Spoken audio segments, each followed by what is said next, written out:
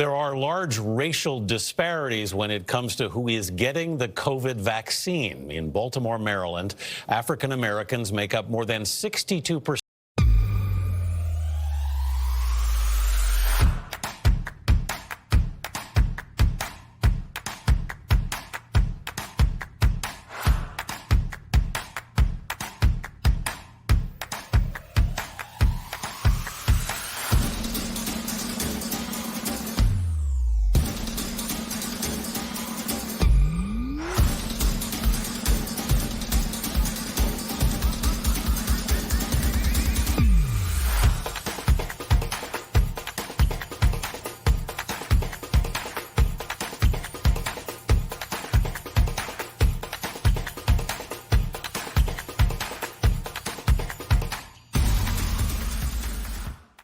Of the population, but only about 32% of the vaccinations there have been administered to the black community.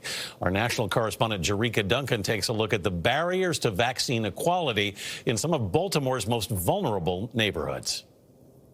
Thank you for wearing your mask, for keeping your distance. That's the voice of Kobe Little. He drives this truck through Baltimore, educating vulnerable communities on the coronavirus and now the vaccine rollout. Little is president of the Baltimore City NAACP. He says policymakers and healthcare providers are overlooking the needs of the black community. And I'll give you an example. In this phased rollout, one phase is for seniors 75 and above.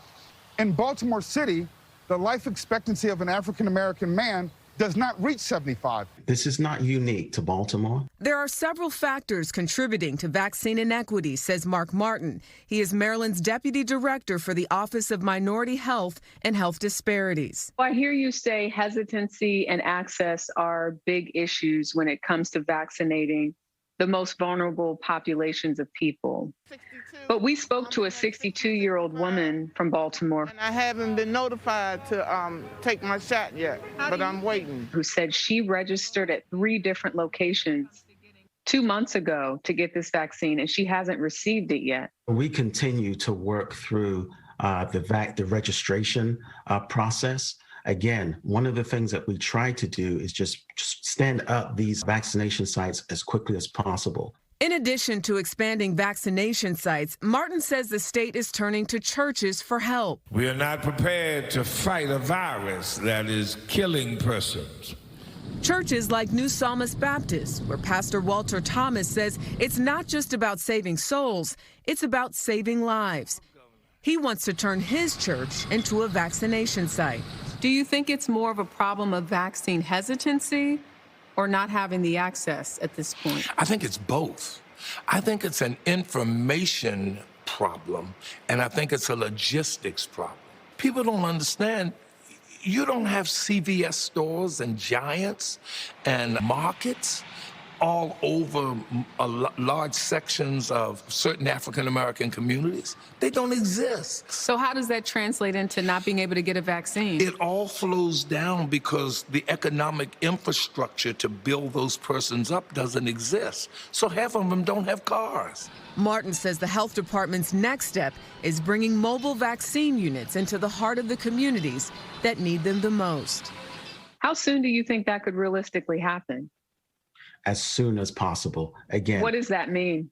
2 weeks, 3 weeks, 2 months? Hopefully within the next couple of months for sure.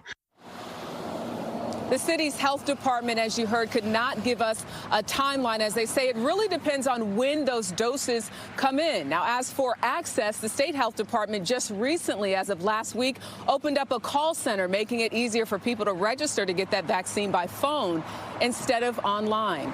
Tony? As the report shows, there are decades of disadvantage, and you're not going to fix that in just a number of days. Jericka, thank you very much, but we have to try, of course.